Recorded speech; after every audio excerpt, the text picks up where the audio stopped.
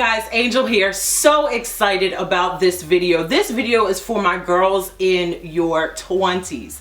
Now, my oldest daughter just turned 21, so I'm able to speak with her and her friends, and you guys that are freshly in your early 20s, some of you guys are making this thing called life a little bit harder than it needs to be. So I wrote down a few things that I wanted to share with you guys. I'm going to share just 4 or 5 things that I think that are important to you guys and that can be pivotal for some of you who watch this this video. So it's just a message to my girls in your 20s, just some life tips that I want you to keep in mind. Number 1 is to know that just because something ran through your family, be it diabetes, overweight, people that are overweight, abuse, drug addiction, just because that ran through your family does not mean that it has to run through you. You can change that. Just because that's all you've seen growing up, you have to understand that there are other people that grew up in the same situation that you grew up in, whatever your situation is, and they made different decisions. Just because it runs through your family does not mean that it has to run through you. Perhaps people in your family didn't eat right. People didn't work out. And so, naturally people think, oh, everybody in our family is just big. Is that the case? Is that really the case? Get to the heart and the truth of the matter and realize that just because everybody runs through your family doesn't have to run through you. So if all the women in your family are not married and everybody always talks about our family, men just can't handle us, that doesn't have to be your truth. And I know I've said this several times in other videos, but it is worth reiterating because you girls are making some decisions that you don't have to make. And based off of things that you guys grew up around and seen. So my point in number 1, just because it runs through your family doesn't mean it has to run through you, is just to know that if everybody in your house is on welfare, or if everybody in your house just does a particular thing a certain way, really have a self-evaluation moment and recognize, does this really work for me? Does this sit well with me? Or do I just do it because I'm afraid to speak my voice in my own house? Maybe that's the case. But getting to the truth of the matter and recognizing that you can make different decisions will change your entire life. Number 2 is that you're always going to be figuring your life out.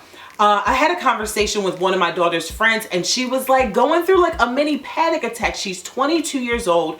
She's out of school. She didn't go to college. She has a good job, but she's like, I just don't know what to do with my life. I just don't know. She was just so anxious to just like hurry up and figure it out. And this is what I want to say to you guys. In your 20s, you're looking at women in their 30s and 40s and 50s and 60s and 70s and beyond and thinking that they've got something. And the only thing that people that are older than you have, they just have a sense of comfortness in their own skin. They know who they are a little bit better than a 20-something-year-old perhaps, and then maybe not. There's some people in their 40s and 50s that don't have a sense of self. And so at every stage of your life, you're going to be wanting to reinvent yourself. You're going to want to do something different. You're going to want to change a career. You're going to want to change your hair. Like, you're going to want to do all of these things. You're going to desire change for the rest of your life. There is no tree that stays the same. Like the leaves, they fall off and then they come back. Like, we're always reinventing ourselves. And I think that you guys you feel like, you're out of high school. Some of you are in college or just out of college. And I remember my daughter describing this to me when she first graduated from high school. She was like, now what do I do? Like, do I clean the kitchen? Like what do I do with my time? She's like, I got all this time.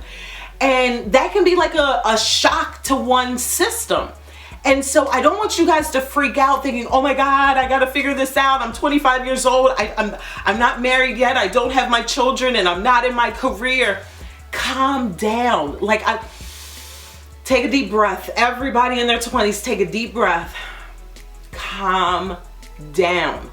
You are exactly where you need to be, doing exactly what you need to be doing. I remember being in my 20s and hearing Iyanla Vanzant say that, and I was like, but Iyanla, I don't like where I'm at. What do you mean I'm exactly where I'm supposed to be? Well, it's true.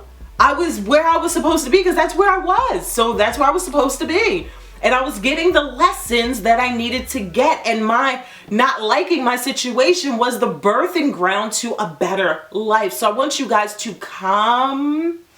another deep breath, calm down. You're going to figure things out as you go. There is no, once you turn 30, you got it all down, or once you turn 40, you got it all together. That does not exist. The only thing that exists at those different ages is that you just get a little bit more comfortable in who you were created to be. That's it. That's all. So calm down, guys. Number 3 is so important.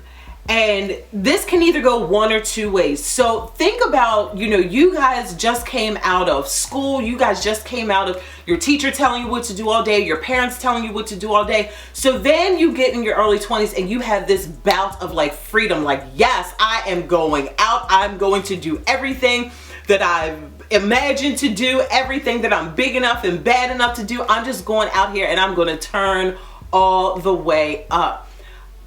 Some people take it to that extreme, and then some people, once they get in their early 20s, they just continue on that tradition. Just like I was saying, just because it runs through your family doesn't mean it has to run through you. Some people will just stay with that. Women in my family are overweight, so they continue to eat fried foods all the time, or no women in my family got married. Either they go that route.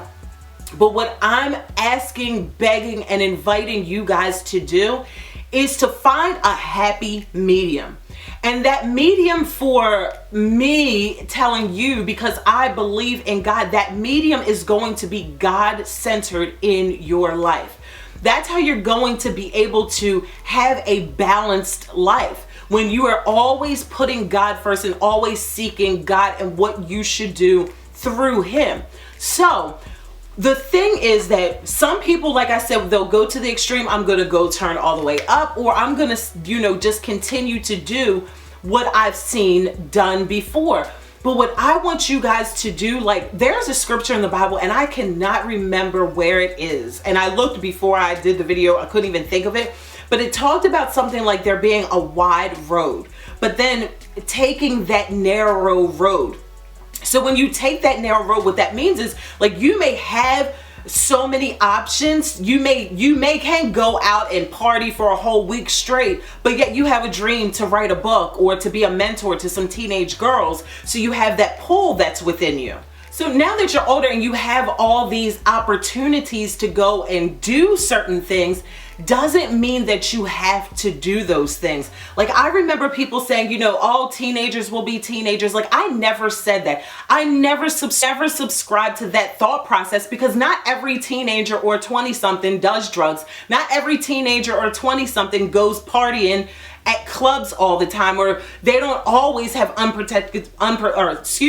premarital sex or unprotected sex. They don't all do those things. I never subscribed to that. So you guys don't have to make those choices. You guys can remain in the truth of who you are and set some boundaries for yourself.